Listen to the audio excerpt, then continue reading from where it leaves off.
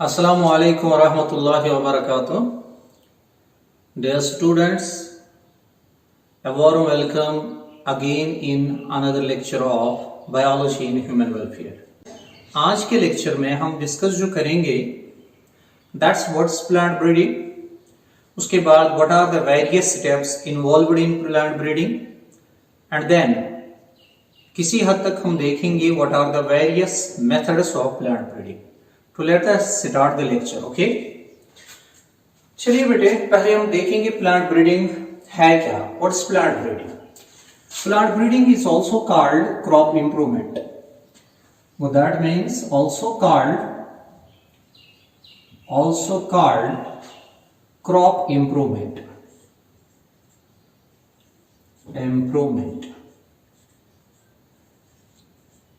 मतलब ये है कि प्लांट ब्रीडिंग की वजह से हम क्रॉप्स को इंप्रूव करने का सोचते हैं. ओके, तो I will give the definition of the plant breeding now. It is purposeful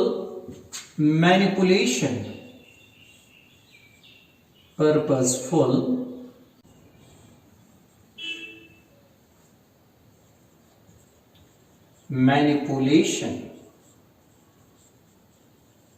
of plant species. Okay, to create better varieties.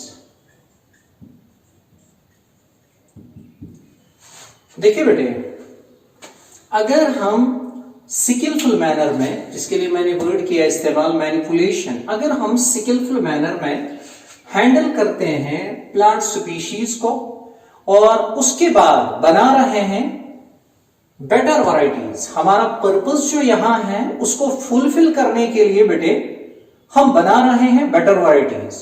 तो दैट मीन्स हमारा कोई पर्पस है बेटर वैरायटी क्रिएट करने का और उसके लिए हम स्किलफुल मैनर में प्रीवियस प्लांट स्पीशीज को या प्रीवियस प्लांट वैरायटीज को यूज करके बना रहे हैं those better varieties. Okay, now ये जो वैरायटीज बेटर है ये किस एंगल से बेटे बेटर है? Remember, these varieties are better sometimes in terms of quality. That means they are better in quality. कभी कभार बेटे better in quantity, that is yield या प्रोडक्टिविटी कहिए. कभी कभार they have resistance to insect pests. Okay, कभी कभार इनके पास रेजिस्टेंस है टू पैथोजेंस.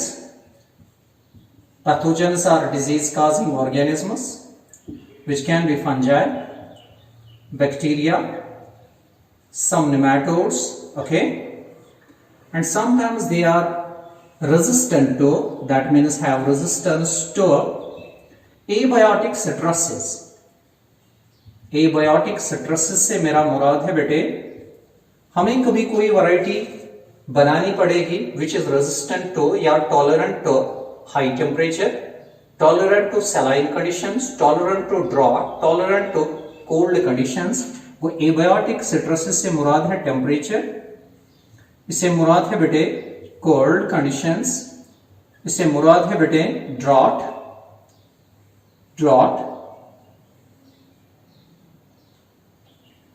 इससे मुराद है बेटे सैलाइन कंडीशंस या सैलिनिटी, राइट, एटसेट्रा. हमारी डेफिनेशन कंप्लीट हुई प्लांट ब्रीडिंग की बेटे. यानी प्लांट ब्रीडिंग का मतलब ये है बेटर वैरायटीज को बनाना फ्रॉम द प्रीवियस वैरायटीज या previous plant species, and those new varieties will be better in following parameters. Sometimes they will be better in quality, they will be better in quantity, they will be better in resistance to either to insect pests or to pathogens or resistance against various abiotic stresses. Now लोग कब से plant breeding कर रहे हैं? तो plant breeding की जो evidence है that dates back to 9000 to 11,000 years, मतलब 9000 to 11,000 ईयर्स बैक जब हम जाते हैं उस टाइम से लोग प्लांट ब्रीडिंग करते हैं। तो दैट मीन्स मैं एक पॉइंट लिखूं, ये टेक्स्ट का पॉइंट है बेटे, recorded evidence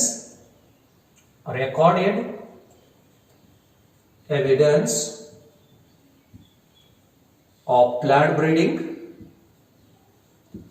dates back to 9,000 to 11,000 years. Alright, याद रखिएगा ये पॉइंट। इसके बाद प्लांट ब्रीडिंग जो होती है इसके लिए डिफरेंट मेथड्स होते हैं बेटे, यानी हम क्रॉप इंप्रूवमेंट या प्लांट ब्रीडिंग जो करते हैं इसके लिए डिफरेंट तरीके हम इस्तेमाल करते हैं। We have one method which is called plant introduction, we have another method which is called selection, we have another method that's called plant hybridization, we have another method that is called mutation breeding, we have another method that's called polyploid breeding, and we have another method that's called the genetic engineering. Okay, बेटे इन सभी methods पे बाद में हम आएंगे, लेकिन हमारी text ने जिस मेथड को डिस्कस किया है ना that method is the hybridization, तो हम उसी मेथड को डिस्कस करने जा रहे हैं पहले, और उसके बाद इन 6 मेथड्स पे मैं अलग अलग आ जाऊंगा। ओके, आप ध्यान दीजिए बेटे। To create a better variety by plant breeding, several steps are required. But that means मैं जिस पॉइंट पे आया बेटे that is steps of plant breeding. Steps of plant breeding. याद रखिएगा कि प्लांट ब्रीडिंग जो है it is not one step process बल्कि it's a multi step process. तो मैं आपको कह रहा हूं प्लांट ब्रीडिंग जो है ये मल्टी स्टेप प्रोसेस है, मल्टी स्टेप प्रोसेस है बेटे, और इस प्रोसेस में जो स्टेप्स इन्वॉल्व हो जाते हैं या होते हैं वो स्टेप्स बेटे ये है। नंबर वन बहुत important, it is collection of variability, collection of variability. गौर करिए बेटे आप हेडिंग की जानिब, इस कलेक्शन ऑफ वेरिएबिलिटी का मतलब है जेनेटिक वेरिएबिलिटी, यानी कलेक्शन ऑफ जेनेटिक वेरिएबिलिटी। ये पॉइंट बहुत इंपॉर्टेंट है। आप मुझे बताइए जो डिफरेंट स्पीशीज है क्या उनके जीनस सेम है या डिफरेंट? डिफरेंट है तभी तो वो डिफरेंट है, डिफरेंट स्पीशीज है, तो that means genus different species में डिफरेंट है। Okay, this is called genetic variability, यानी जीनस का डिफरेंट होना, तो इट इज जेनेटिक वेरिएबिलिटी। अब एक स्पीशीज में जाइए, जैसे एप्पल में हम जाते हैं बेटे, एप्पल में आप देखते हैं वहां पे एक होता है that is the delicious, we have another that's called Bulgarian quality, we have another that is called the Kullu. Okay, तो दैट मीन्स एप्पल के अंदर हमें डिफरेंट वैरायटीज मिलते हैं। Why they are different? मैं एक क्वेश्चन आपसे पूछ रहा हूं, why they are different? Sir वो डिफरेंट इसलिए है, अगर जो उनमें जीनस सेम है तभी तो वो सारे एप्पल है, लेकिन जीनस के जो वर्जन्स है जिनको हम एलील्स कहते हैं वो उनमें डिफर करते हैं, तो दैट मीन्स उनके जीन्स में भी तो डिफरेंस है, जीनस के रिप्रेजेंटेटिव्स में डिफरेंस है, तो इस डिफरेंस को भी हम नाम देंगे बेटे जेनेटिक वेरिएबिलिटी। वो आपने समझ लिया कि जो डिफरेंट स्पीशीज के जीनस होते हैं वो भी डिफरेंट होते हैं, और जो एक स्पीशीज के अंदर जीनस के एलील्स होते हैं वो भी डिफर करते हैं, तो इन डिफरेंसेस को हम नाम देते हैं जेनेटिक वेरिएबिलिटी। ओके, आप अब सोच रहे हैं बेटे कि you will create a better variety. आप मुझे बताओ अगर जीनस के अंदर ये वेरिएबिलिटी नहीं है, मतलब किसी क्रॉप के पास बेटर जीन है ही नहीं, तो क्या आप सोच सकते हैं कि you can create a better variety? नहीं। तो सीधी सी बात है, टेक्स्ट ने एक बहुत अच्छी बात लिखी है कि ये जेनेटिक वेरिएबिलिटी का होना, यहीं से हमारा प्लांट ब्रीडिंग का सिलसिला शुरू हो रहा है। वो this genetic variability it is the root of main thing, it is the root, it is the main thing, यही बुनियाद है फॉर एनी ब्रीडिंग प्रोग्राम। तो मैं पॉइंट लिख रहा हूं, genetic variability genetic variability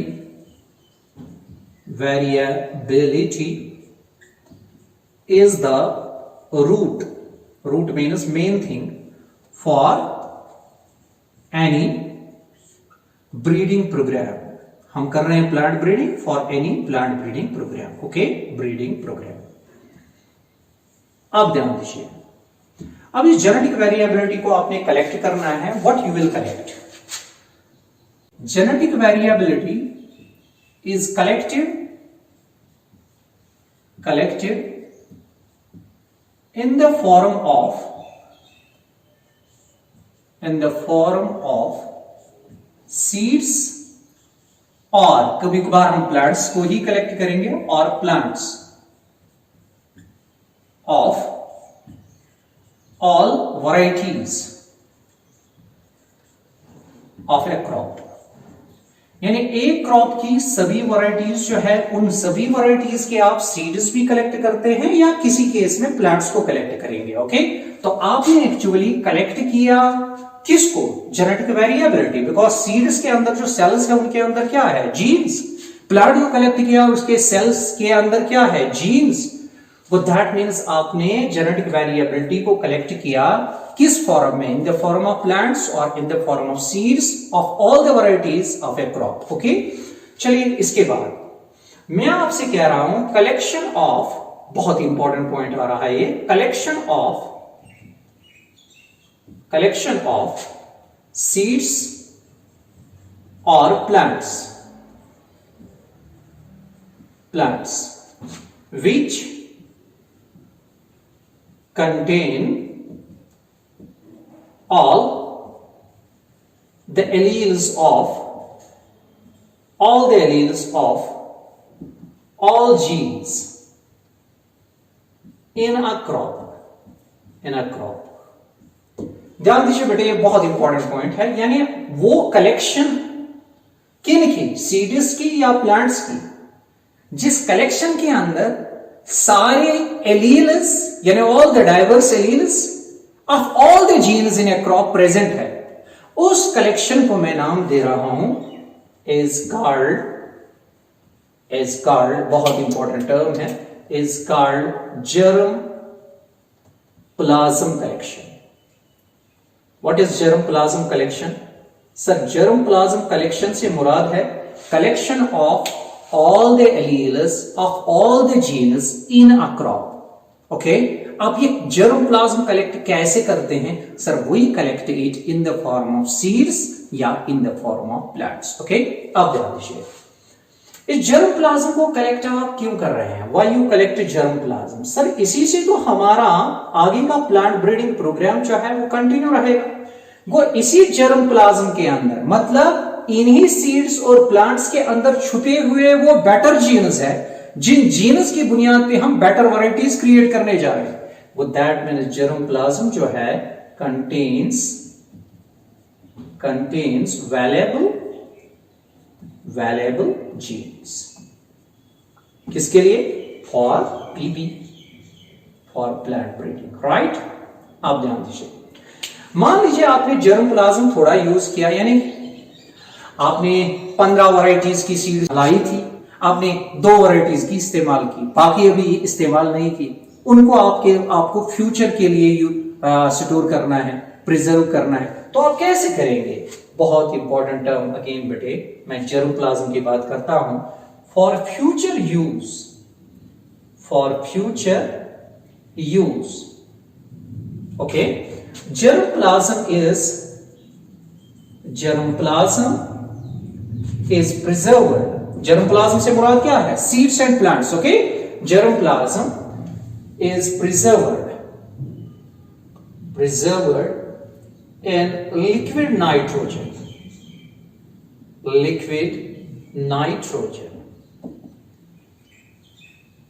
at -196 degrees Celsius, and this phenomenon is called cryopreservation.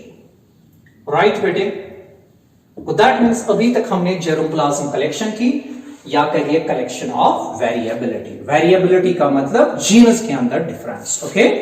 और सारी कलेक्शन ऑफ जीन्स को टुगेदर आप बताते हैं जर्मोप्लाज्म, बिकॉज उन्हीं जीन्स के अंदर डाइवर्स एलील्स भी होंगे। अब ध्यान दीजिए दूसरा स्टेप हमारा बेटे, दैट इज द दूसरा स्टेप जो हमारा आ रहा है, that is evaluation and selection of parents.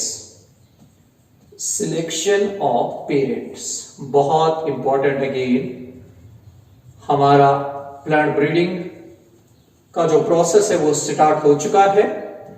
We are intended to create a better variety in terms of yield, for example.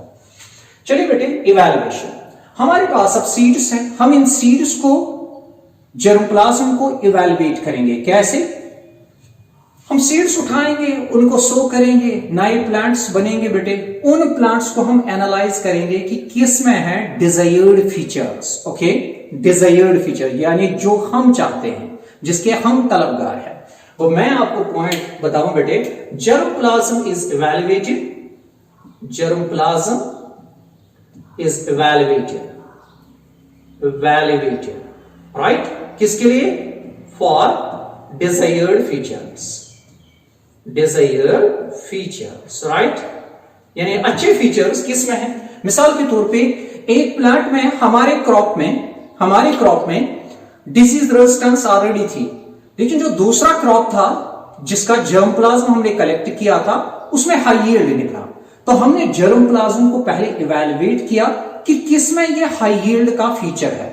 चलिए बेटे, जर्मोप्लाज्म को इवैल्यूएट मैंने किया, मैंने सीड्स को, जर्मोप्लाज्म से मुराद क्या है, मैंने सीड्स को सो किया, सीड से प्लांट्स बने, प्लांट्स में कोई ऐसा निकला मुझे जिसके पास यील्ड हाई था, ओके। मेरे ऑलरेडी एग्जिस्टिंग क्रॉप में क्या है ज्यादा बेटे? उसमें ज्यादा है डिजीज रेजिस्टेंस। अब मैं दोनों को बेटे टुगेदर शाबाश क्रॉस करूं और मुझे नया प्लांट बनेगा, लेकिन अभी रुकना पड़ेगा। Germplasm is evaluated for desired features. दूसरा पॉइंट बेटे इसमें, दूसरा पॉइंट, नाउ जो ही मैंने इवैल्यूएट किया, अब मैंने सिलेक्ट किए कुछ प्लांट्स, यानी प्लांट्स विद डिजायर्ड फीचर्स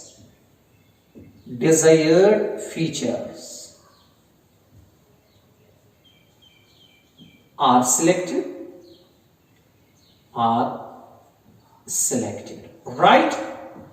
जो है मैंने इनको सिलेक्ट किया, अब मैं इनको डायरेक्टली यूज नहीं कर रहा हूं क्रॉस करने के लिए, नहीं बेटे। नाउ मैं इनको सेल्फिंग करता हूं, यानी सेल्फ पॉलिनेशन करवाता हूं सेवरल जनरेशंस को। मैंने लिखा सिलेक्शन के बाद इनकी सेल्फिंग हो रही है फॉर सेवरल जनरेशंस, चलिए बेटे, सेवरल जनरेशन सेल्फिंग के बाद आपने ऑलरेडी पढ़ा है कि सेवरल जनरेशन में जब सेल्फिंग करेंगे तो सीधी सी बात है, इनमें होमोजाइगोसिटी आएगी, प्यूरिटी आएगी, राइट? मतलब अगर ये कैपिटल वाई स्मॉल वाई था, तो मैंने जो ही सेल्फिंग कंटिन्यू की बेटे, तो मुझे लास्ट में प्लांट मिल रहा है कैपिटल वाई, मतलब वो दोनों एलील्स ऑफ ए जीन के लिए सिमिलर है और डोमिनेंट फीचर है कैपिटल वाई, हाई यील्ड वाला फीचर है। वो दैट मींस इस सेल्फिंग का टारगेट जो है बेटे वो क्या है? वो है होमोजाइगस इनको बनाना, होमोजाइगोसिटी लाना, और कहिए बेटे प्यूरिटी लाना। ऑलरेडी आपने अपने मैट्रिक क्लास में भी पढ़ा है कि मेंडल जब क्रॉस करता था वो प्योर पेरेंट्स का करता था, तो मैंने इनको बनाया क्या? प्योर बनाया। तो जो ही ये होमोजाइगस या प्योर नेचर पे आए बेटे, now they are used as parents, अब मैं इनको यूज करूंगा एज पेरेंट्स। अगर आप अपनी हेडिंग को यहां देखें बेटे, हमने लिखा था evaluation and selection of parents. मैंने पहले जर्मोप्लाज्म को इवैल्यूएट किया, इवैल्यूएट करने के बाद मैंने देखा कि किसके पास डिजायर्ड फीचर्स है, वही मैंने लिखा plants with desired features are selected. मैंने उन प्लांट्स को सिलेक्ट किया, लेकिन सिलेक्ट करने के बाद डायरेक्टली उनको मैं पेरेंट सिलेक्ट नहीं करता हूं, मैं उसके बाद उनकी पहले सेल्फिंग करके उनको लाता हूं होमोजाइगस कहिए या प्यूरिटी पे लाता हूं, प्योर नेचर पे लाता हूं और उसके बाद उनको मैं यूज करता हूं एज पेरेंट्स। इस तरह से मैंने पेरेंट्स को सिलेक्ट किया, सिलेक्शन ऑफ पेरेंट्स। अब आते हैं बेटे थर्ड वेरी इंपॉर्टेंट पॉइंट पे, ये तीसरा हमारा सेटअप इसमें है and that is called the hybridization. Hybridization बहुत बहुत इंपॉर्टेंट, ख्याल रखिएगा बेटे। हाइब्रिडाइजेशन इसका दूसरा नाम है, it is also called crossing. Okay, hybridization में क्या किया जाता है, दो पेरेंट्स जो होते हैं, टू पेरेंट्स, लेकिन इन पेरेंट्स का होता है different genotype, two parents with different genotype, different genotypes are mated, इनको हम क्रॉस करते हैं, दे आर मेटेड, जिसको आप क्रॉस पॉलिनेशन वर्ड भी दे सकते हैं। चलिए, जो ही इनको मेट किया जाता है, टारगेट क्या होता है, टू प्रोड्यूस न्यू प्लांट, ताकि न्यू प्लांट या new plants, to produce new plants having good features of both, good features of both parents, both the parents, right? यानी हाइब्रिडाइजेशन को मैंने डिफाइन किया। हाइब्रिडाइजेशन का मतलब क्या है कि दो पेरेंट्स जिनका जीनोटाइप डिफरेंट होता है उनको मेटिंग की जाती है, उनकी बेटे उनको मेट किया जाता है, और टारगेट क्या होता है, to produce new plants which have the desired features, the good features of both the parents, right?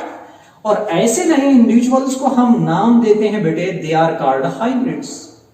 What are they called? Hybrids. The new plants are called hybrids, right? अब गौर कीजिए, ये जो हाइब्रिडाइजेशन है, it is most widely used method. मैं इधर लिखूंगा mostly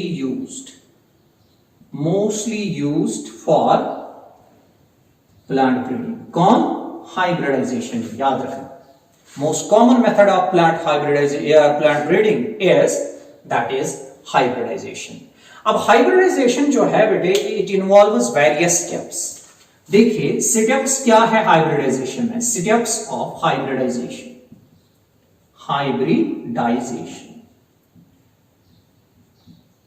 hybridisation में पहला स्टेप जो हम लेंगे बेटे, दैट्स कॉल्ड इमैस्क्यूलेशन। एंट्रेंस के लिए इंपॉर्टेंट, इमैस्क्यूलेशन। दूसरा स्टेप जो मैं बताऊं आपको, दैट इज बेटे कॉल्ड बैगिंग, BAGGING, बैगिंग। तीसरा स्टेप जो है that is dusting, DUSTING, dusting. चौथा स्टेप जो है that is called the fourth step, that is D, that is rebagging. Okay, अब गौर कीजिए बेटे, इमैस्क्यूलेशन, मैंने दो प्योर पेरेंट्स को लिया, एक पेरेंट को बिहेव करवाते हैं हम एज मेल और दूसरे को बिहेव करवाते हैं एज फीमेल। मान लीजिए ये जो दो प्लांट्स हैं इनमें बाइसेक्सुअल फ्लावर्स हैं, जिस वाले को मैं सिलेक्ट करवाता हूं एज फीमेल, उसके फ्लावर्स जो बाइसेक्सुअल है उनमें अर्ली स्टेज पे हम रिमूव करते हैं उनके फ्लावर्स, यानी फीमेल पेरेंट वाले प्लांट के फ्लावर्स से हम अर्ली यानी बर्ड स्टेज में रिमूव करते हैं, और से अंदर लगाने के बाद उनके फ्लावर्स से हम रिमूव करते हैं एंथर्स। ओके, यानी उन एंथर्स ने अभी पोलन नहीं बनाए हैं। जो ही मैं एंथर्स को दूर करता हूं तो this removal of anthers from a bisexual flower it's called emasculation. आपने समझ लिया होगा टारगेट क्या है मेरा टारगेट है इसके अपने पोलन अपने स्टिग्मा पे नहीं पड़ने चाहिए, यानी this emasculation is done to prevent the self pollination, या कहिए बेटे ऑटोगैमी, राइट? ओके, अब सुनिए, चलिए अब ये फ्लावर ओपन होने को है, लेकिन ओपन ना होना चाहिए अब ये ओपन ही नहीं हुआ। मैंने इसके ऊपर सेल्यूलोज का बना हुआ या पेपर का बना हुआ एक बैग रखा, छोटा सा बैग रखा, ताकि इसका माउथ जो है वो ब्लॉक रहे। Okay, this step is called as bagging, right? And bagging क्यों की मैंने, ताकि कोई अनवांटेड पोलन ना आए, वो पॉलिनेशन कर जाए। वो bagging is done to prevent the unwanted pollination, okay, unwanted cross pollination को रोकने के लिए, बिकॉज मैं कुछ और करना चाहता हूं, उसके लिए मैंने बैगिंग की। चलिए तीसरा स्टेप बेटे, अब मैं फ्रेश फोर्सेप लेता हूं, उस फ्रेश फोर्सेप की वजह से या फ्रेश ब्रश की वजह से मैं उठाता हूं कहां से बेटे, जिस पेरेंट को मैंने सिलेक्ट किया है एज मेल, मैं उसके अंदर से उठाता हूं with the help of fresh brush pollens और डिपॉजिट करता हूं इस फीमेल पेरेंट के इमैस्कुलेटेड फ्लावर्स के स्टिग्मा के ऊपर उन पोलन को after taking off the bag. Okay, चलिए मैंने डिपॉजिट किए पोलन स्टिग्मा के ऊपर, this is called dusting because pollens are in the form of a dust, right. उसके बाद और ना आए कोई पोलन, मैंने वापस बेटे पेपर बैग रखा and it is called rebagging. Done होगी, क्रॉस पॉलिनेशन हो चुकी है बेटे, क्रॉस पॉलिनेशन यानी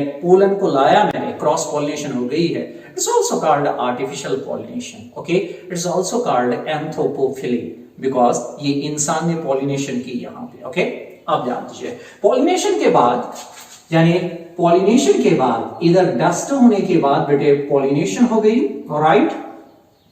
तो पॉलिनेशन के बाद मुझे आप बताइए क्या होगा सर, पॉलिनेशन के बाद फर्टिलाइजेशन होगी, फर्टिलाइजेशन होगी और फर्टिलाइजेशन के बाद सीड्स मिलेंगे। गौर करना बेटे, सीड्स, इन सीड्स को सो करिए बेटे, सो सीड्स आर सोन एंड जो आपको प्लांट्स अब मिलेंगे ना, उन्हीं प्लांट्स को मैं नाम दे रहा हूं हाइब्रिड्स।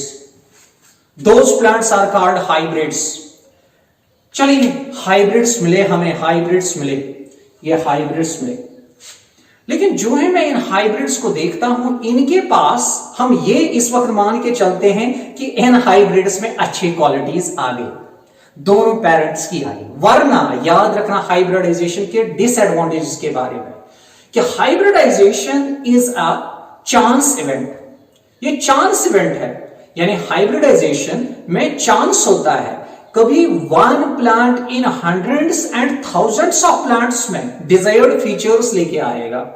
वो यहां भी ये नहीं है कि हाँ जब भी आप क्रॉस करेंगे बेटर फीचर्स आ ही जाएंगे, नहीं, कभी कभार बैड फीचर आएगा। तो हम ये मान के चलते हैं बेटे कि चलिए गुड फीचर्स आ गए इस प्लांट में, इस प्लांट में जो हाइब्रिडाइजेशन के बाद हमें मिला, और उस प्लांट को मैंने हाइब्रिड नाम दिया। ध्यान देना, इन हाइब्रिड्स के पास बेटर क्वालिटीज होती है than either of the parents. इस पेरेंट में 10 क्वालिटीज अच्छे, इस पेरेंट में 20 क्वालिटीज अच्छे, इस F1 में होंगे 25 क्वालिटीज अच्छे, 20 इसके और 5 इसके। This phenomenon of having better qualities in hybrids, this is called hybrid vigor or it is called heterosis. What is it called?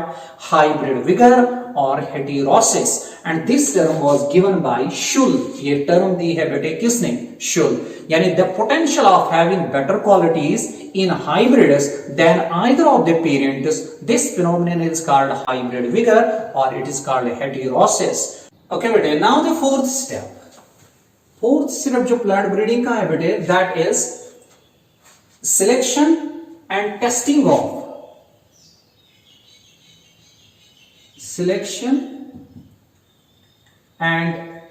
of superior recumbents.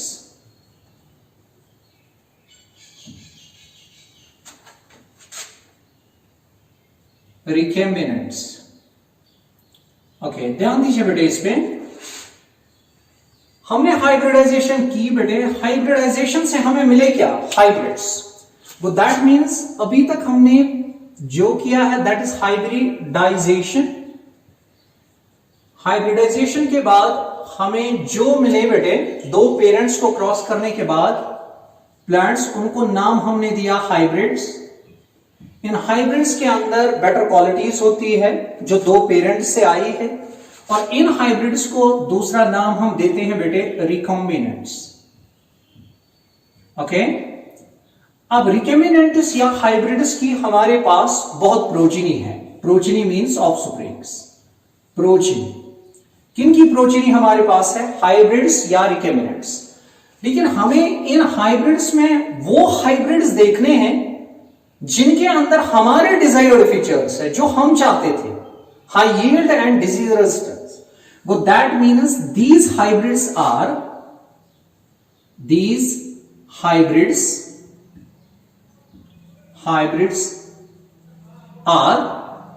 evaluated. किसके लिए evaluated? For selecting hybrids with desired features.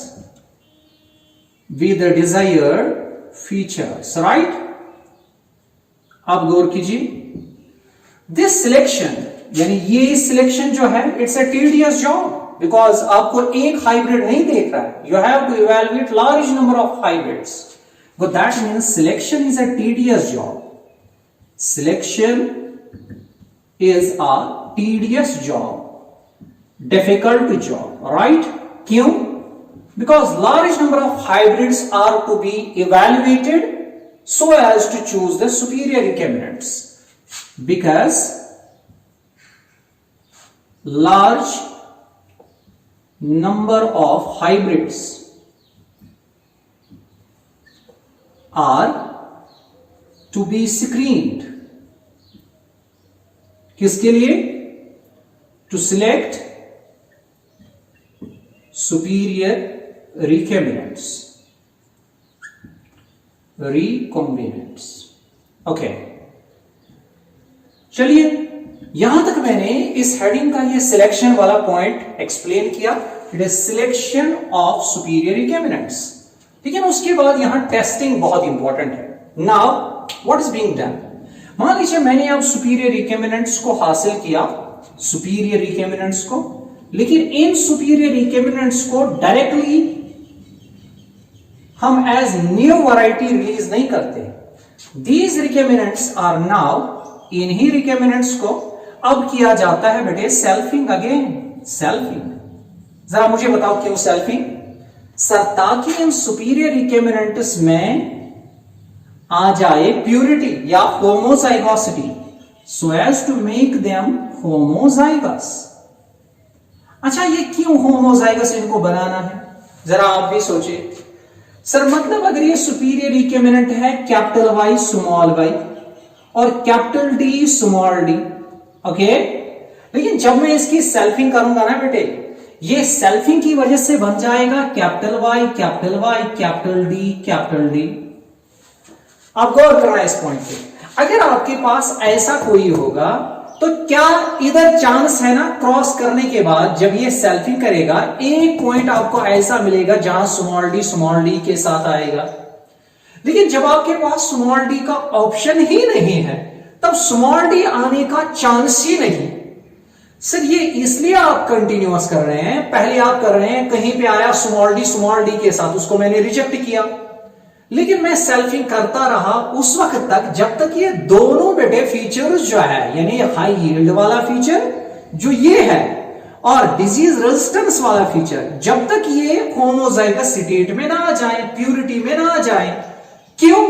ताकि बाद में ये high yield का character दूर ना हो जाए हमसे. दैट मीन्स इनको होमोजाइगस लाने का टारगेट ये है. गो सेल्फिंग के बाद इनको होमोजाइगस लाने का टारगेट ये है, so that characters will not segregate. Characters will not segregate. Segregate का मतलब है सेपरेट हो जाना in next generation. Next generation बहुत इंपॉर्टेंट बेटे. मतलब क्या है कि ये हाई यील्ड का कैरेक्टर डिजीज रेजिस्टेंस के कैरेक्टर से आगे दूर, यानी मुझे कोई प्लांट अब ऐसा मिलने का चांस नहीं है जिसमें हाई यील्ड हो और डिजीज रेजिस्टेंस कम हो, ऐसा चांस नहीं है. अब मुझे आगे प्लांट जो भी मिलने वाला है मैंने इसको होमोजाइगस बनाया है. अब मुझे जो भी कैरेक्टर आने वाला है वो होगा high yield and disease resistance. Okay, ध्यान दीजिए बेटे इस पे. Selection and testing of superior recombinants. Sir hybridization करने के बाद हमें तो हाइब्रिड्स मिले जिनका दूसरा नाम रिकॉम्बिनेंट्स है.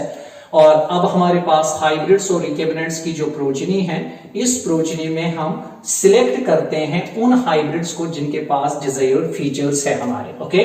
लेकिन ये सिलेक्शन आसान काम नहीं है, बिकॉज हमें बहुत ज्यादा नंबर ऑफ हाइब्रिड्स के प्लांट्स को पहले देखना पड़ेगा।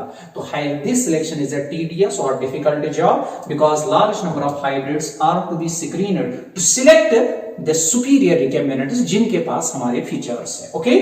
फिर हम उन सुपीरियर रिकम्बिनेंट्स को डायरेक्टली हम पब्लिक में रिलीज नहीं करते हैं एज ए वैरायटी। हम पहले एक फिनोमेनन करते हैं, इनको होमोजाइगस स्टेट पे लाते हैं ताकि जो बेटर कैरेक्टर्स हैं वो नेक्स्ट जनरेशन में सेग्रीगेट ना हो जाए। अब last step last step, this is the fifth step, पांचवा स्टेप जो है that is testing,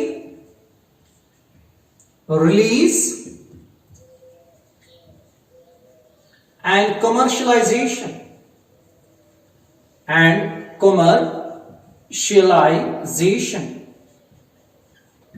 of new cultivars। कल्टिवार से मुराद है न्यू प्लांट्स कहिए, न्यू वैरायटीज कहिए, ओके। ध्यान दीजिए बेटे, जो प्लांट्स हमें अबव सेटअप पे मिले, यानी plants from above setup, plants from above step, उस स्टेप से जो हमें प्लांट्स मिले बेटे, उन प्लांट्स को हम टेस्ट करते हैं in research fields. They are tested in research fields. Sir research fields में उनको क्या टेस्ट किया जाता है बेटा? They are tested in the research fields for their yield. इनको रिसर्च फील्ड्स में टेस्ट किया जाता है किसके लिए? यील्ड के लिए, फॉर डिजीज रेजिस्टेंस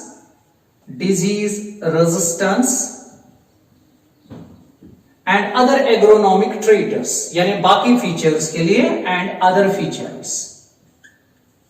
फीचर्स, यानी क्या इनमें डिजीज रेजिस्टेंस है, क्या इनमें यील्ड हाई है, और ये चीजें अगर है, लेकिन इसके लिए आपको ये जो आपको फर्टिलाइजर ज्यादा नहीं देने पड़ेंगे।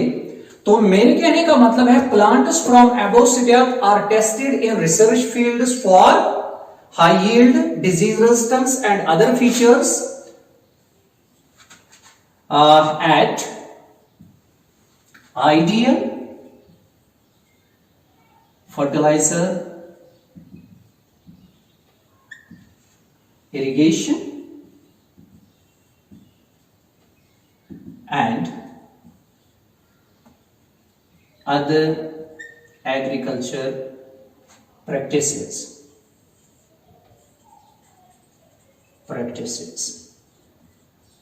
या क्रॉप मैनेजमेंट प्रैक्टिसेस। मतलब क्या है? आइडियल फर्टिलाइजर, ज्यादा भी फर्टिलाइजर नहीं देना पड़ रहा हो ताकि यील्ड बढ़ जाए, नहीं। Ideal fertilizer, ideal irrigation and other crop management practices या एग्रीकल्चर प्रैक्टिसेस, यानी जो इंसान के बस में ना हो, उतना बर्डन भी फार्मर पे नहीं होना चाहिए ये यील्ड, ये डिजीज रेजिस्टेंस देने के लिए।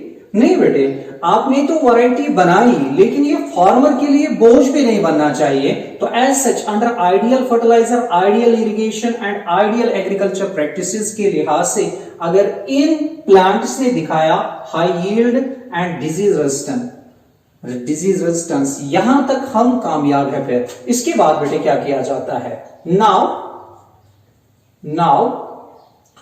the varieties are tested in farmers fields, okay, for at least 3 seasons, right? 3 seasons तक इसको फार्मर्स फील्ड पे भी ग्रो किया जाता है at different locations in the country, in the country where crop is grown, where crop is grown, where crop is grown, right? आप ध्यान दीजिए बेटे, अगर इसने रिजल्ट्स प्रॉमिसिंग दिखाए, अच्छे, if found promising, good, यानी अगर रिजल्ट्स अच्छे आए, प्लांट ब्रीडर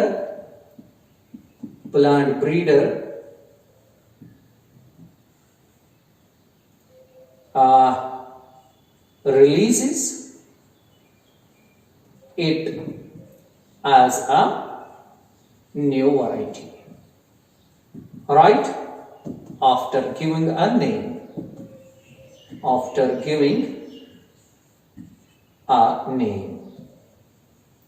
okay? लेकिन प्लांट ब्रीडर भी डायरेक्टली कमर्शियलाइज नहीं करेगा बेटे, तो इंडिया में एक इंस्टीट्यूट है, that is institute that provides attestation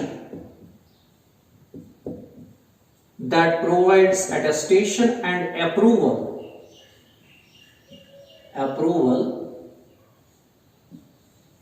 for releasing a new variety as, वो कौन सा इंस्टीट्यूशन है, दैट इज NBPGR, बहुत इंपॉर्टेंट, इसका मतलब है national bureau of plant genetic resources. ये कहां है बेटे, न्यू दिल्ली, ओके, ऑलराइट। अब गौर कीजिए बेटे, ध्यान दीजिए, मैं कह रहा हूं टेस्टिंग, रिलीज एंड कमर्शियलाइजेशन, यानी मैंने प्लांट्स जो अबव स्टेप पे हमने हासिल किए बेटे प्लांट्स, उन प्लांट्स को मैं टेस्ट कर रहा हूं रिसर्च फील्ड्स में, किसके लिए, हाई यील्ड, डिजीज रेजिस्टेंस और अदर बेटर फीचर्स के लिए। और याद रखना ये फीचर्स देखने किस पे है, ideal fertilizer, irrigation and other agriculture practices की बुनियाद पे। इसके लिए बहुत ज्यादा फर्टिलाइजर्स यूज नहीं करने चाहिए, बहुत ज्यादा इरिगेशन की जरूरत नहीं होनी चाहिए, तो इन चीजों का हमने कंसिडरेशन में रख के देखना है कि क्या yield, disease resistance under ideal condition अच्छे हैं कि नहीं। चलिए मान लीजिए अच्छे हैं। Now the varieties are tested in the farmers fields, जो ये अच्छे हैं वहां रिसर्च फील्ड्स में, अब हम डिफरेंट लोकेशंस पे फार्मर्स फील्ड्स में इनको ग्रो करेंगे जहां ये क्रॉप कंट्री में ग्रो हो रहा है, ओके, यानी ये क्रॉप जहां ग्रो हो रहा है वहां इनको ग्रो किया हमने, ओके। ये क्रॉप की नई वैरायटी है, आप याद रखना, ओके।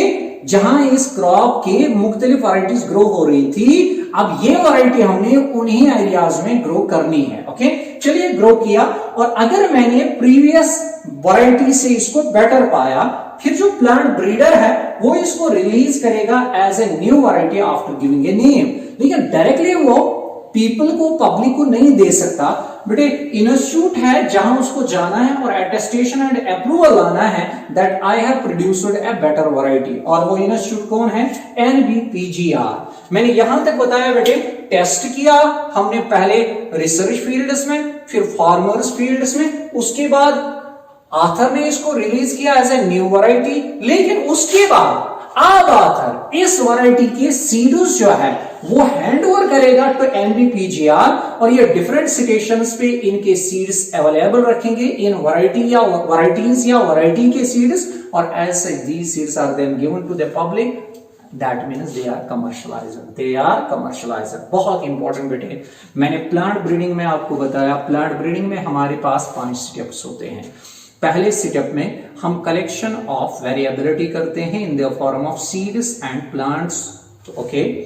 कलेक्शन करने के बाद हम दूसरा स्टेप करते हैं, और उस स्टेप में हम देखते हैं क्या हम evaluate and selection of parents करते हैं। पेरेंट्स को प्योर सिलेक्ट करना होता है। फिर हम हाइब्रिडाइजेशन करते हैं। हाइब्रिडाइजेशन से हमें हाइब्रिड्स मिलते हैं।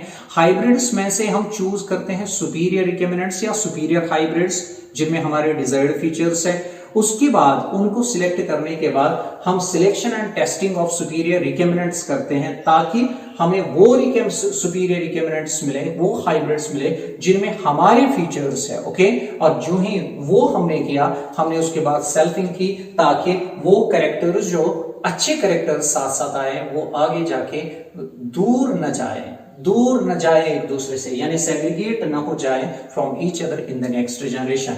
चलिए, अगर वो एक साथ हम मिलाए बाय सेल्फिंग की वजह से वो एक साथ आए, फिर उसके बाद हम क्या करते हैं, हम टेस्टिंग और release and commercialisation of new cultivator करते हैं। टेस्टिंग करते हैं पहले रिसर्च फील्ड्स में, उसके बाद फार्मर्स फील्ड्स में, उसके बाद एक ब्रीडर अगर पाता है इसको अच्छे फीचर्स वाली वैरायटी तो वो रिलीज करता है इसको, लेकिन अप्रूवल और एटेस्टेशन उसको लानी पड़ती है एनबीपीजीआर से। बाद में इस नए वैरायटी के सीड्स को कमर्शियलाइज किया जाता है, पब्लिक को हैंडओवर किया जाता है। Okay, but it's a tedious job, it takes long period of time. इसमें बहुत ज्यादा टाइम लगता है। ये श्योर नहीं है कि हमने हाइब्रिडाइजेशन किया और बेटर फीचर्स आ गए। नहीं बेटे, ये हमारे हैंड में नहीं है। इट्स अ चांस फैक्टर कि गुड फीचर्स कंबाइन हो जाएं। कभी कभार गुड के बजाय बैड फीचर आता है, बट हम यहां मान के चलते हैं कि गुड फीचर्स टुगेदर आए। लेकिन याद रखना, कभी बैड फीचर्स आते हैं तो इसलिए हमें वेट करना पड़ता है उस वक्त तक जब तक गुड फीचर्स टुगेदर आए। ओके, चलिए बेटे, अब हम डिस्कस करते हैं different methods of the plant breeding, जो बाकी मेथड्स है हाइब्रिडाइजेशन के बगैर। ओके, चलिए। Okay, but now let's discuss the methods of plant breeding. Among the methods, we have the first one that's called the plant introduction. Okay, plant introduction. What is plant introduction? Plant introduction का मतलब है बेटे taking plants from one area into another area. तो इसका मतलब है taking plants from one area into other area. किस लिए? For the purpose of cultivation. For the purpose of cultivation under new set of environmental conditions. Environmental conditions. ध्यान दीजिए बेटे, यानी प्लांट्स को एक एरिया से लेना दूसरे एरिया में इस पर्पस के लिए ताकि हम उनको कल्टीवेट करें, लेकिन under new set of climatic conditions. मतलब क्या है, जब वो नई सेट ऑफ क्लाइमेटिक कंडीशंस में आए तब जाके उनके अंदर कभी पॉजिटिव चेंज आ सकती है, यील्ड बढ़ सकता है बेटे। और ये तो अच्छा फीचर है हमारे लिए। इसकी वजह से एक क्रॉप जो उस लोकेशन में था इस वाली लोकेशन के लिए वो बेटर बना। ओके, ध्यान दीजिए, नई कंडीशंस में पहले इस क्रॉप की एडजस्टमेंट होगी। मैं लिखूंगा एडजस्टमेंट ऑफ क्रॉप प्लांट्स या प्लांट्स सीधे अंडर न्यू कंडीशंस या इन न्यू कंडीशंस बेटे इस एडजस्टमेंट को हम कहते हैं एक्लिमेटाइजेशन।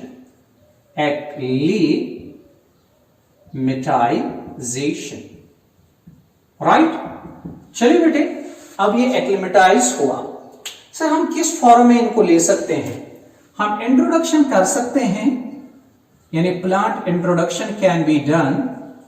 इंट्रोडक्शन हम सीड्स का भी कर सकते हैं, सीड्स ले सकते हैं, हम डायरेक्टली प्लांट्स ले सकते हैं, हम प्रोपेग्यूल्स ले सकते हैं, प्रोपेग्यूल्स से मेरा मुराद है हम सिटम कटिंग्स, हम बल्ब, हम ट्यूबर ले सकते हैं। ओके, चलिए, लेकिन जो ही आप इंट्रोडक्शन करते हैं बेटे एक खास ख्याल रखना है।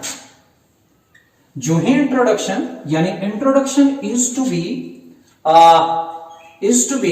ascertained by a phytosanitary certificate, यानी introduction should be accompanied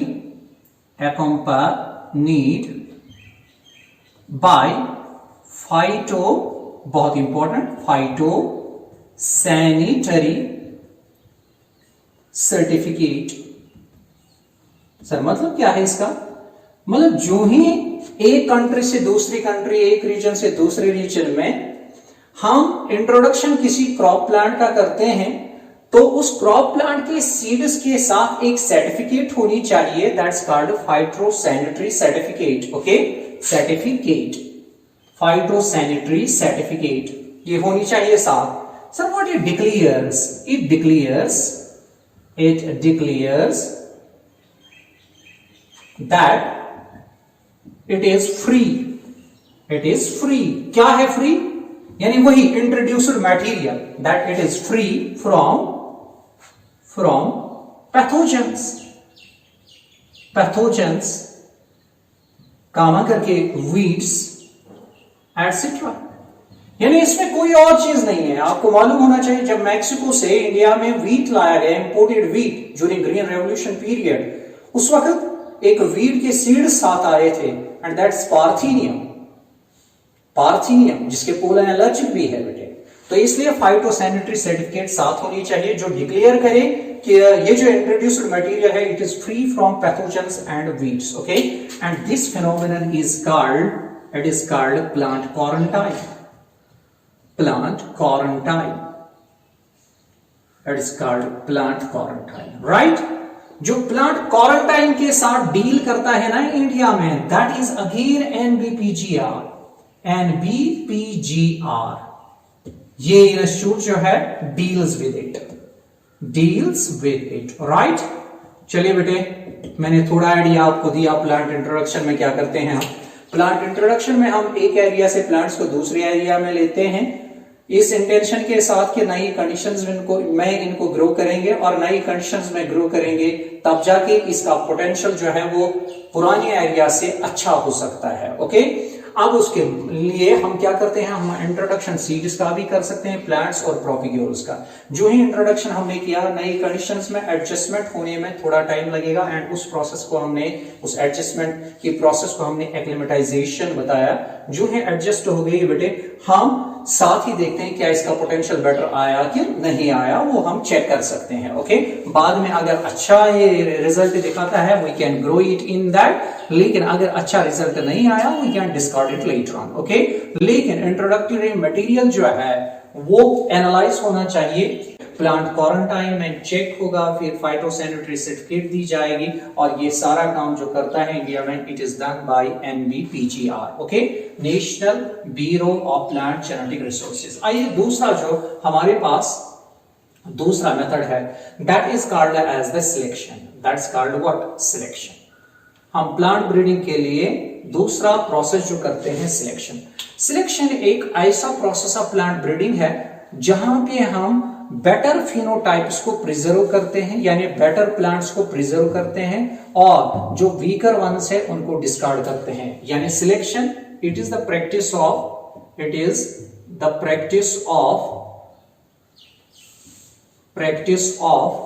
preserving better phenotypes, या प्लांट्स बताइए, phenotypes and discarding shabash the weaker ones या the bad ones. Okay, this process is called selection. जो ही आप बेटर वंस को preserve करते हैं, फिर उनसे बेटर बनाते हैं, फिर उनसे बेटर, तो आगे जाके बेटर ही चलता है and this process is selection. Selection जो है इसके 3 मेथड्स है, 3 मेथड्स। एक मेथड इसका है, that is called the mass selection, mass selection. दूसरा मेथड जो इसका है, that is called the pure line selection, pure line selection. और तीसरा मेथड जो इसका है, that is called as the clonal selection, clonal selection. Right, देखिए इन तीनों मेथड्स में क्या करते हैं हम। मास सिलेक्शन में हम बल्क सीड्स लेते हैं, को इसमें हम बल्क सीड्स लेते हैं, यानी बहुत सीड्स। इन सीड्स को सो करते हैं, दे आर सोन, और सो करने के बाद जो प्लांट्स बनेंगे, उन प्लांट्स में सो करने के बाद शाबाश प्लांट्स मिले, और इन प्लांट्स में हम बेटर वंस को सिलेक्ट करते हैं। That means better once selected, okay, once selected. और सीधी सी बात है, ऊपर ही लिखा है बैड वंस को हम क्या करते हैं, they are discarded.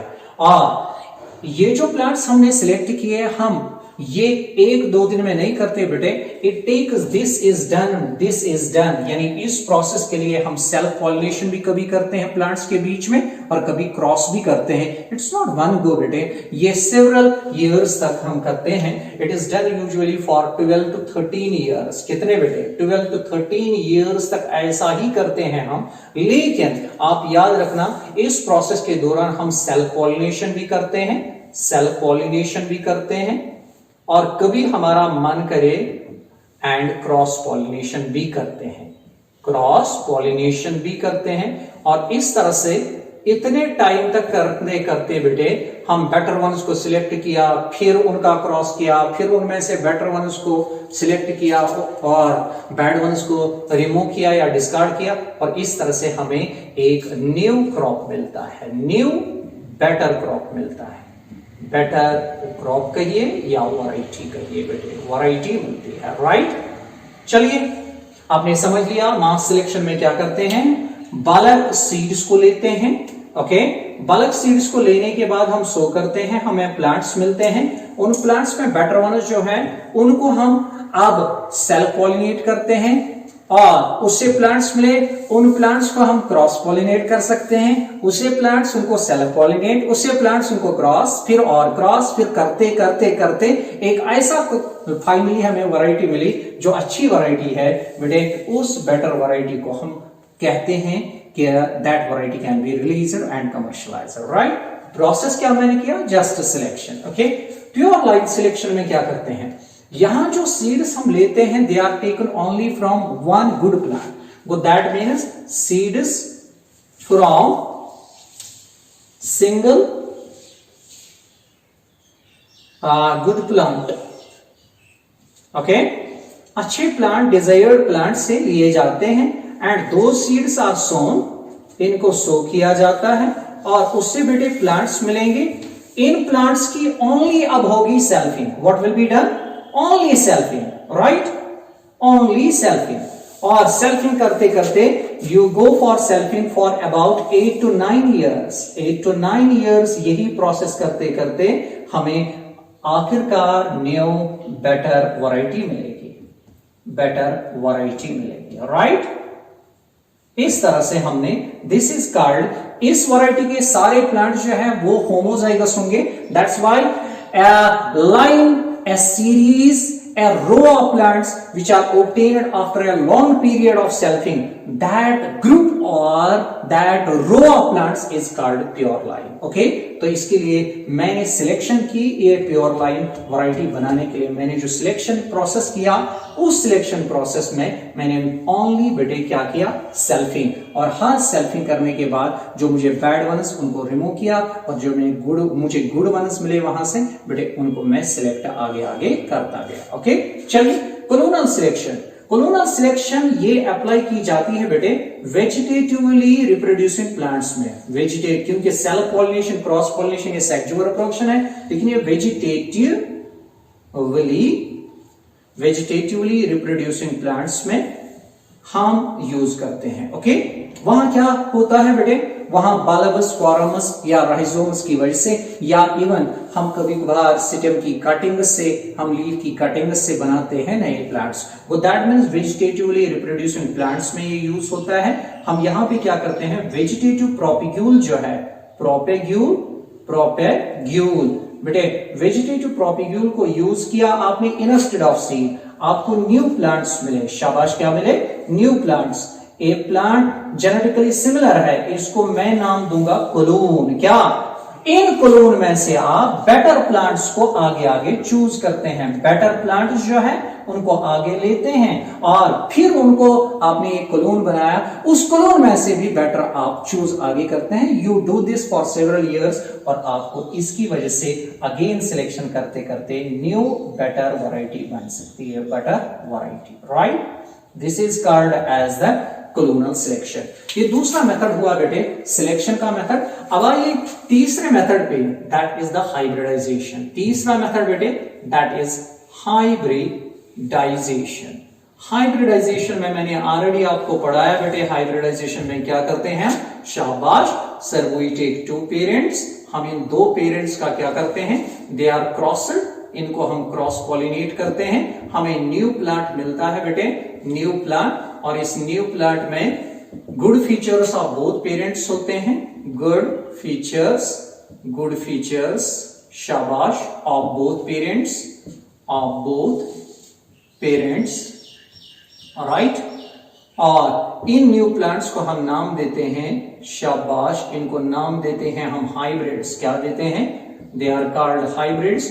Do they have better potential, yes, इनका पोटेंशियल हाई है, दे हैव हाई पोटेंशियल, और पोटेंशियल इनका बहुत ज्यादा है। And this feature is called as heterosis. Okay, heterosis और हाइब्रिड विगर,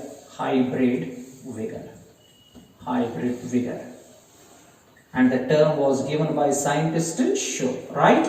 और ये हेटेरोसिस या हाइब्रिड विगर इन ही हाइब्रिड्स में होता है। लेकिन मैंने ऑलरेडी पढ़ाया कि हाइब्रिडाइजेशन वाली प्रोसेस में आपको पहले करना क्या है, इमैस्कुलेशन, उसके बाद आपको बैगिंग करनी है, उसके बाद आप डस्टिंग करनी है, और उसके बाद आपको रिबैगिंग करनी है, और फाइनली आपको सीड्स मिलेंगे और सीड से आप प्लांट्स बनाएंगे। उन प्लांट्स को नाम हम देंगे हाइब्रिड्स। हाइब्रिड्स में बेटर फीचर्स होते हैं। ये जो मेथड्स बेटे ये तीन है, they are called the conventional और old methods of the plant hybridisation और classical methods of the plant hybridisation. लेकिन बाद में टेक्निक्स आए और उन टेक्निक्स की वजह से हमने प्लांट ब्रीडिंग के मॉडर्न मेथड्स को डिस्कवर किया, and those are called non conventional और they are called modern methods of plant breeding, and they are three। क्या उसमें आता है, mutation breeding, polyploid breeding and genetic engineering. तो लेट्स डिस्कस देम। ओके बेटे, now let's move to the modern methods और non conventional methods of the plant breeding. इन methods में पहला जो हमारे पास है that is there fourth one now overall, वो चौथा हमारे पास है that is the mutation breeding. Mutation breeding,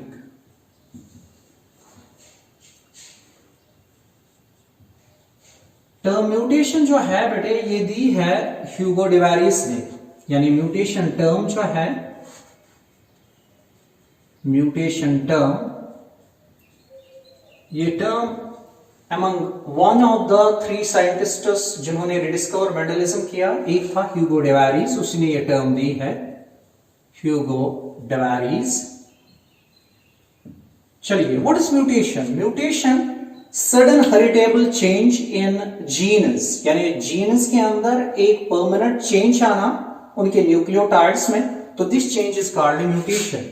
तो म्यूटेशन को मैं डिफाइन करता हूं, it is sudden heritable change, यानी वो चेंज जो आगे जाएगी, अगर जीन में चेंज आती है वो पास ऑन होगी to the next generation. Heritable change in genes, right, this is called mutation. अब ध्यान दीजिए, ये जो म्यूटेशन है, म्यूटेशन हम इंड्यूस भी करते हैं और नेचुरली ब्रू म्यूटेशन आती है, यानी spontaneous mutation and induced mutation. तो नेचुरल म्यूटेशंस जो है, नेचुरल म्यूटेशंस उनकी रेट बेटा स्लो है, स्लो रेट, लेकिन हम म्यूटेशंस को इंड्यूस भी कर सकते हैं। तो आर्टिफिशियल म्यूटेशंस, आर्टिफिशियल या कहिए और इंड्यूस्ड म्यूटेशंस, इंड्यूस्ड म्यूटेशंस, इनकी रेट हम ज्यादा करते हैं because we will use agents for them, तो इनकी फास्ट रेट है, फास्ट रेट। ओके, अब आपको नेचुरल म्यूटेशंस कैसे हो रही है, चूंकि हमें पता है कि कभी अर्थ पे पहुंच जाती है अल्ट्रावायलेट रेडिएशंस या कहीं पे रेडियो एक्टिव मटेरियल होगा, उससे रेज निकलेंगी और उसकी वजह से म्यूटेशन आएगी बेटे। तो आर्टिफिशियल म्यूटेशंस को क्रिएट करने के लिए हम जो सबस्टेंसेस यूज करते हैं they are called mutagens, mutagens, यानी substances which induce mutations are called mutagens. And these mutations ये दो टाइप्स के हो सकते हैं, दे कैन बी फिजिकल, ये फिजिकल नेचर के भी हो सकते हैं, and they can be chemical nature के भी। ओके, केमिकल नेचर के भी। आइए देखते हैं फिजिकल नेचर के क्या क्या। मिसाल के तौर पे we have UV rays, UV rays. दूसरा हमारे पास है, हम भी यूवी रेज दे सकते हैं, याद रखना। तो ये नेचुरली भी अवेलेबल और हम भी कर सकते हैं इनको use. We have X rays, we have alpha rays, we have beta rays, we have gamma rays as well. Okay, इनके अलावा हम इलेक्ट्रॉन्स को भी और न्यूट्रॉन्स को भी यूज कर सकते हैं for inducing mutations. Out of these raise ये लो एनर्जेटिक रे है और ये हाई एनर्जेटिक रेज है, तो they are called ionising radiations, ionising नाइजिंग रेडिएशंस। और जो अल्ट्रावायलेट उसको कहा जाता है नॉन आयोनाइजिंग, नाइजिंग रेडिएशंस। अब ध्यान दीजिए, केमिकल म्यूटेशंस में हमारे पास मुख्तलिफ केमिकल्स हैं। We have ethyl methane sulphonate, EMS abbreviated, ethyl methane sulfonate. We have carbon disulfide gas, carbon disulfide gas. We also have this mustard gas, mustard gas. We also have nitrous oxide, nitrous oxide, ये भी हमारे पास है। इन agents की वजह से अगर हम सेल्स को देंगे तो इन एजेंट्स की वजह से सेल्स के जीन्स में चेंज आते हैं और बाद में उस चेंजर सेल को, म्यूटेंट सेल जिसको हम नाम देंगे, उसे टिश्यू कल्चर टेक्निक के थ्रू नए प्लांट्स प्रोड्यूस कर सकते हैं। ओके, चलिए, म्यूटेशंस और इसकी वजह से म्यूटेशन आती है। सर, इस म्यूटेशन की वजह से क्या ये हमेशा म्यूटेशंस यूजफुल होती हैं? तो पॉइंट याद रखना, मोस्ट म्यूटेशंस जो है बेटे आर लिथल, लिथल होते हैं। लेकिन मैं इधर पॉइंट दूंगा, सम म्यूटेशंस आर बेटर, यानी they produce better alleles of the genes are better. हम इन्हीं म्यूटेशंस को यूज करते हैं बेटे to produce better varieties, used to produce better varieties. पहली वैरायटी जो बनाई गई म्यूटेशन ब्रीडिंग की वजह से, मैं इधर लिखूं, first variety produced by mutation breeding,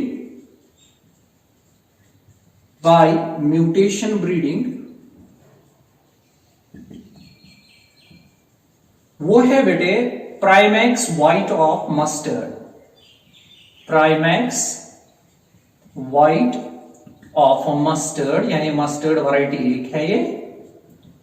okay, हालांकि म्यूटेशंस को पहले इंड्यूस किया बाय एक्सरेज की वजह से, म्यूटेशंस को पहले इंट्रोड्यूस किया गया था मुलर ने इन ड्रोसोफिला in 1927 and Stadler ने in maize again with X-rays in 1928। लेकिन जो अच्छी वैरायटी प्रोड्यूस की वो प्रोड्यूस की गई कौन सी बेटे? प्राइमेक्स व्हाइट ऑफ मस्टर्ड। तो आपने यहां तक जो पढ़ा कि ये है म्यूटेशन ब्रीडिंग, लेकिन एक पॉइंट आपके जहन में आया होगा, क्या हम सेल्स को लेते हैं, सेल्स को देते हैं हम म्यूटेजेंस ताकि म्यूटेशन उनमें आए, फिर हम सेल्स से हम बनाते हैं नए प्लांट्स, और उन प्लांट्स को आप डायरेक्टली रिलीज कर सकते हैं as a new variety if the mutation is good.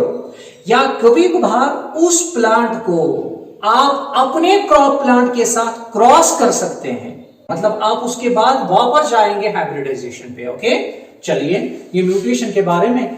अब हम पांचवें पॉइंट पे आते हैं, that is polyploid breeding.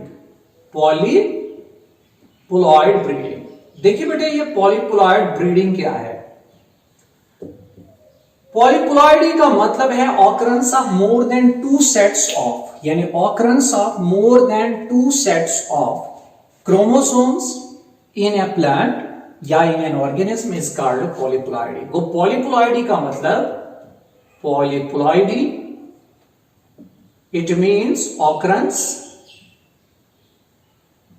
of more than 2 sets of chromosomes in a plant. Okay, this phenomenon is called polyploid, and ऐसे प्लांट को हम नाम देंगे, such plant is called, इस फिनोमिनन को polyploidy, and such plant is called polyploid, is called polyploid. Okay, polyploidy को पहले discover किया साइंटिस्ट लुज ने, यानी पॉलीप्लॉइडी डिस्कवर्ड, मैंने साइंटिस्ट का नाम दिया बेटे, डिस्कवर्ड बाय LUTZ, लुज, in evening primrose, evening primrose में। इस प्लांट का बॉटनिकल नेम है ओइनोथिरा लेमार्कियाना, ओइनोथिरा लेमार्कियाना, राइट। अब ध्यान दीजिए सर, पॉलीप्लॉइडी को प्लांट ब्रीडिंग के लिए याद रखना बेटे, पॉलीप्लॉइड्स जो है यानी वो plants, polyploid plants, polyploid plants दिखाते हैं एक फीचर कि इनके वेजिटेटिव और रिप्रोडक्टिव पार्ट्स बड़े साइज के होते हैं, यानी फ्रूट बड़ा होगा या कोई वेजिटेटिव पार्ट, मिसाल रूट जो खाया जाता वो बड़ा है या लीफ बड़ा है। वो पॉलीप्लॉइड प्लांट्स के जो पार्ट्स है, वेजिटेटिव एंड रिप्रोडक्टिव पार्ट्स, वो होते हैं बेटे लार्जर साइज के, लार्जर साइज्ड होते हैं वो, and this phenomenon is called गिगास effect, और इसको नाम दिया जाता है गिगैटिज्म, राइट। इसी फीचर को हम ने देखा और हम पॉलीप्लॉइडी के पीछे पड़ गए, मतलब यही feature, this feature is exploited for breeding, this feature is exploited for breeding, मतलब बेटर वैरायटी बनाने के लिए हम कौन सा फीचर पॉलीप्लॉइड्स का इस्तेमाल करते हैं, वो है यही फिनोमेनन। हमें बड़ा फ्रूट मिले, हमें बड़े लीव्स मिले, हमें बड़ा ग्रेन साइज मिले, तो याद रखना बेटे this feature is exploited in plant breeding. अब ध्यान दीजिए, हम अब चाहते हैं कि पॉलीप्लॉइड्स मिलने चाहिए। पॉलीप्लॉइडी नेचुरली भी होती है और इसको हम, चलिए पॉलीप्लॉइडी नेचुरल भी होती है और पॉलीप्लॉइडी हम इंड्यूस भी करते हैं। तो नेचुरल भी पॉलीप्लॉइड ही होती है। नेचुरल मैं इधर लिखूं, पॉलीप्लॉइड ही नेचुरल भी हो सकती है और इसको हम इंड्यूस भी कर सकते हैं। इंड्यूस्ड सर कैसे नेचुरल?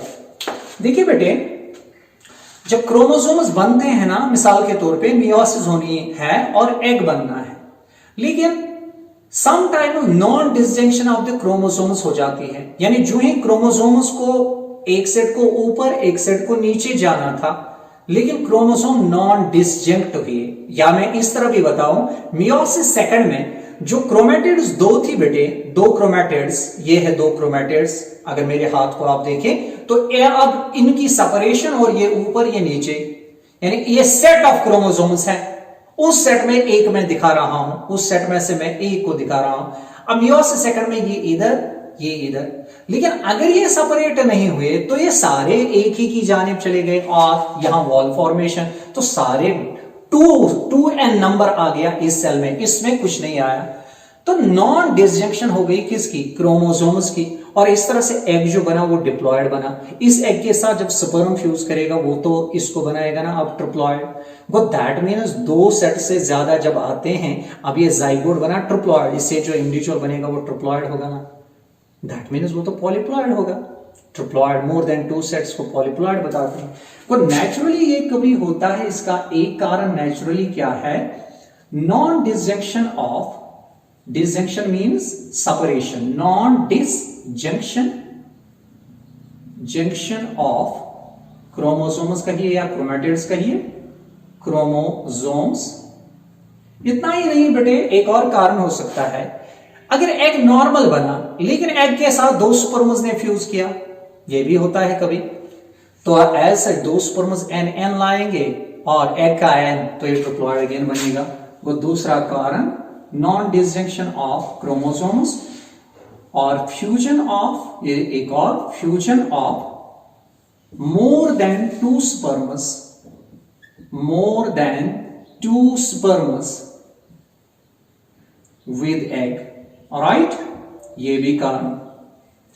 सर ठीक है, ये नेचुरली, लेकिन क्या आर्टिफिशियली हम इंड्यूस कर सकते हैं? यस बेटे, they are induced by a chemical called colchicine.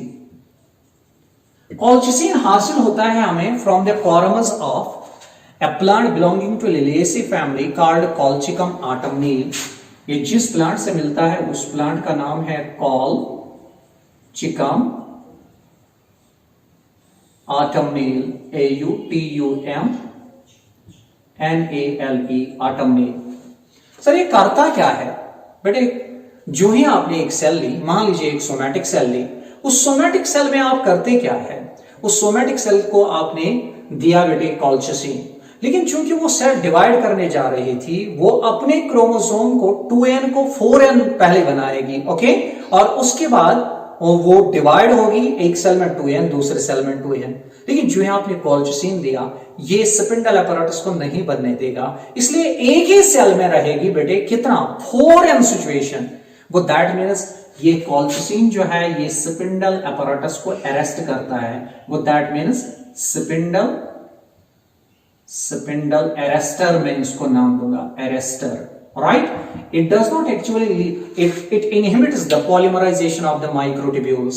Microtubules जो एक यूनिट्स होते हैं स्पिंडल फाइबर बनाने के लिए बेटे, तो उन यूनिट्स को ये असेंबल नहीं होने देता, इसलिए स्पिंडल फाइबर नहीं बनती, ओके।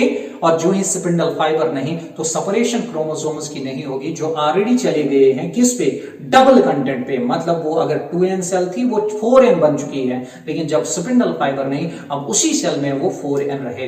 और उस सेल से आप आगे जाके बेटे अब उसको टिश्यू कल्चर में लीजिए आप, लेकिन अब कॉल्चिसिन नहीं देना, आप टिश्यू कल्चर पे लेंगे, अब 4n वाली सेल डिवाइड करती रहेगी, वो 4n वाला सेल ऑफ कैलस मास बनाएगा, उससे जो बाद में प्लांट्स वो 4n होंगे बेटे, ओके।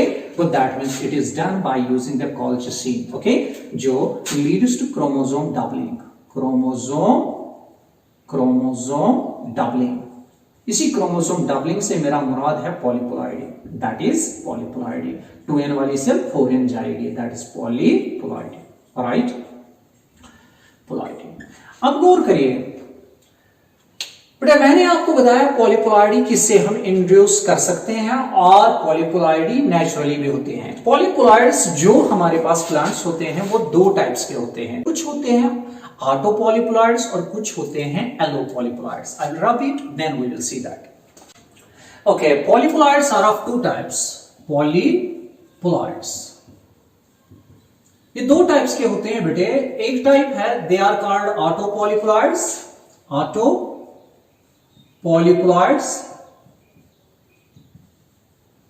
और दूसरा है दे आर एलोपॉलीप्लॉइड्स, पॉलीप्लॉइड्स। जरा इसको देखिए, ऑटोपॉलीप्लॉइड्स वो पॉलीप्लॉइड्स होते हैं जिनमें मोर देन वन सेट होगा बेटा क्रोमोसोम्स का, लेकिन एक ही जीनोम का, यानी जीन्स उन पे सिमिलर होंगे। वो that means more sets of same genome,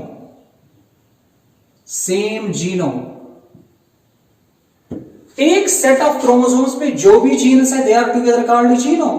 तो मोर सेट्स ऑफ जीनोम्स का मतलब मोर सेट्स ऑफ क्रोमोसोम्स। ये ए रिप्रेजेंट करता है सेट ऑफ क्रोमोसोम्स, या कहिए टुगेदर जीनोम। ये a set of chromosomes together genome, a set of chromosomes together genome. तो 3 जीनोम्स जिसमें more than 2 sets of genomes same होंगे बेटे, that is called as autopolyploid. More than 2 sets of chromosomes that is polyploid. लेकिन अगर same set होगा इन chromosomes का more than twice, तो that is called as allopolyploid. इसकी एग्जांपल है we have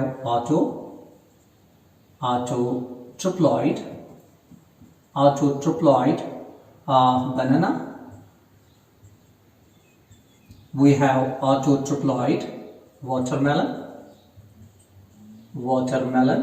Okay. We also have a autotetraploid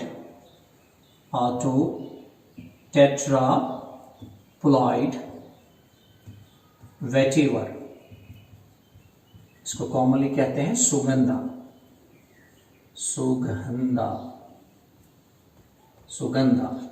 SUGAN है ये, HA सुगंधा। ओके, नाउ एलोपॉलीप्लॉइड्स का मतलब बेटे जरा इस पे गौर कीजिए, आपको डेफिनेशन आएगी। शाबाश, AABBDD। बताओ ये मोर than 2 sets of same genome है या डिफरेंट जीनोम्स? वो दैट मीन्स इधर मैं लिखूंगा मोर देन 2 सेट्स, यहां भी मोर सेट्स ऑफ सेम जीनोम, लेकिन ये मोर सेट्स मोर देन 2 है। Okay, more than 2 sets of different genomes. Example, for example ये AABBDD। Now, important, very important. We have bread wheat, common bread wheat. बेटा ये common bread wheat है, allohexaploid. It is 6x is equal AABBDD. मतलब क्या? इसका एक set of chromosomes, एक set of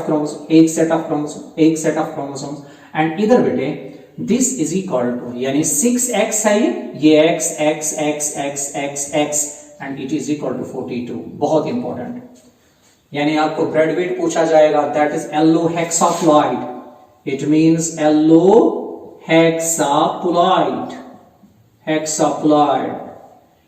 allohexaploid, different genomes लेकिन 6 है वो। ओके, तो allohexaploid एंड क्रोमोसोम नंबर कितना?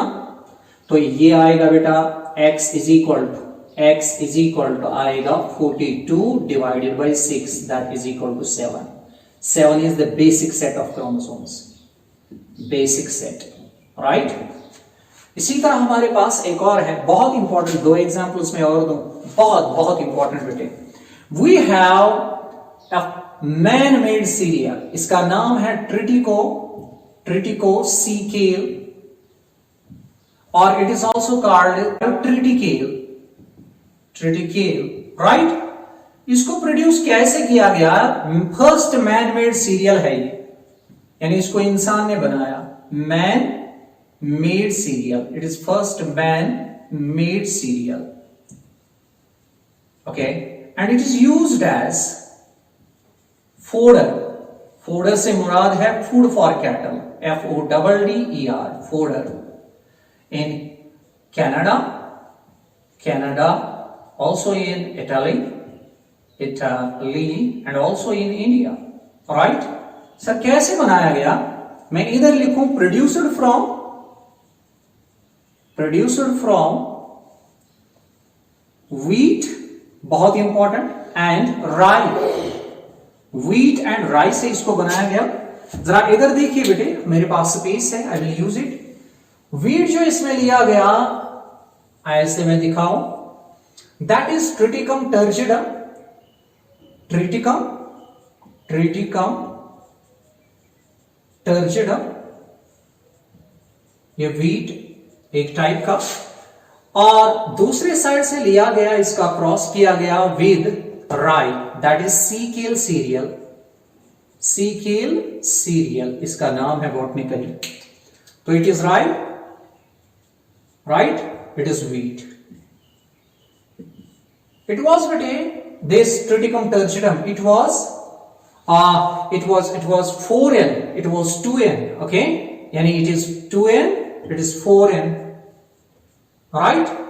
अब ये ए बीबी जीनोम रखता था, ये बेटे डीडी जीनोम रखता था. अब यहां से गेमीट जो बनेगा उसमें हैप्लॉइड सेट आएगा, यानी इन दो का इसका एक, और यहां से जो गेमीट बनेगा उसमें भी हैप्लॉइड सेट, यानी ये गेमीट है. फ्यूज होंगे बेटे, तो आपको ए, बी और डी. मान लीजिए ये जाइगोट है, जाइगोट से नया इंडिविजुअल बना, लेकिन ये ट्रिप्लॉइड है. अब उस ट्रिप्लॉइड की एक सेल आपने ली, ध्यान देना, उस एक सेल को आपने दिया बेटे कॉलचिसिन. बताओ, आपने इसका जीनोम आप डबल किया ना, colchicine leads to chromosome doubling. It is A now, it is BB and it is DD. बताओ, अब मुझे बताओ, ट्रिटिकोसीकेल क्या है? Is that also allohexaploid? Yes, but that means यही था. इट वॉज ट्रिटिकेल कहिए या triticosecale, and it was allohexaploid. Hexaploid. आपको एंट्रेंस में कभी पूछा जाएगा ट्रिटिकेल क्या है? It is the first man-made cereal, and this cereal was produced after crossing wheat with rye. Wheat को राई के साथ क्रॉस करने के बाद इसको प्रोड्यूस किया गया, लेकिन पहले एक ट्रिप्लॉइड बनाया गया और ट्रिप्लॉइड को कॉलचिसिन ट्रीटमेंट देने की वजह से एलोहेक्सोप्लॉइड में कन्वर्ट किया गया, और उसी एलोहेक्सोप्लॉइड का नाम है बेटे ट्रिटिकेल. राइट? लास्ट में बेटे we have the last type of the plant breeding methods, and that is the genetic engineering. Right? Genetic engineering में मैं थोड़ा सा आपको आइडिया दूं, इसमें क्या करते हैं हम. जेनेटिक इंजीनियरिंग में हम जीन ऑफ इंटरेस्ट किसी भी सोर्स से जीन ऑफ इंटरेस्ट लाते हैं. Okay, from any source.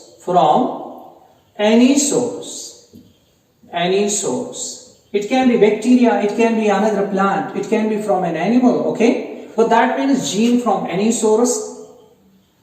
This gene is ligated, it is joined with a vehicle, but that means gene of interest from any source, it is ligated. Ligated का मतलब join किया जाता है, ligated with a vector. Vector means carrier. Okay, और ये इसके साथ बांधने के बाद it is introduced into crop या कहिए प्लांट और प्लांट सेल में ये इंट्रोड्यूस किया जाता है. एंड दैट रिजल्टिंग सेल जो है that is called as the recombinant cell. Right? Recombinant cell. यहां तक जो प्रोसेस आपने की बेटे, इस प्रोसेस में आपको एंजाइम्स चाहिए, यानी इतनी प्रोसेस में इस लाइगेशन के लिए आपको लगेगा enzyme, that's called the ligase. Right? लेकिन पहले इस जीन ऑफ इंटरेस्ट को काटना है और इस वेक्टर को भी काटना है, तो इस वाले सेटअप में आपको एंजाइम लगेगा एंडोन्यूक्लियेसिस। एंडोन्यूक्लियेसिस एंजाइम्स है जो आपको लगेंगे। चलिए, रिकम्बिनेंट सेल आपने बनाई, आप इस रिकम्बिनेंट सेल को ले सकते हैं टिश्यू कल्चर पे। किस पे? It's taken to tissue culture, और टिश्यू कल्चर पे आप इसको ग्रो करेंगे, आपको मिलेगा कैलस बेटे। कैलस में आप रूट्स एंड शूट्स बनाएंगे, रूट्स और प्लस शूट्स बनाएंगे। ओके, तो आपको जो मिला वो है प्लांटलेट्स। शाबाश, क्या है? प्लांटलेट्स, छोटे प्लांट्स। और उन प्लांटलेट्स को आप एक ट्रीटमेंट देंगे बेटे। कौन सा ट्रीटमेंट? ये वो ट्रीटमेंट होगा बेटे जिसमें आप रिड्यूसर लाइट इन प्लांट्स को देंगे। पहले ये डार्कनेस में बनेंगे, अब आप रिड्यूसर लाइट और हाई ह्यूमिडिटी इनको प्रोवाइड करेंगे आर्टिफिशियली। ये लैब में होता है वो, दैट मीन्स इधर इनको एक पीरियड दिया जाएगा reducer light and high humidity का, ताकि इन प्लांटलेट्स में, इन छोटे प्लांट्स में रेजिस्टेंस आए, और जो ही इनमें रेजिस्टेंस आएंगे फिर ये फील्ड के लिए सक्सेसफुल हो जाएं। इस वाले ट्रीटमेंट को जिसमें आप reducer light and high humidity देते हैं, so as to develop tolerance in them to the external environmental conditions, this period is called hardening. Hardening के बाद these plantlets are taken to that, they are established in the field. What that means? established in the field, right? इस तरह से आपने plants को बनाया।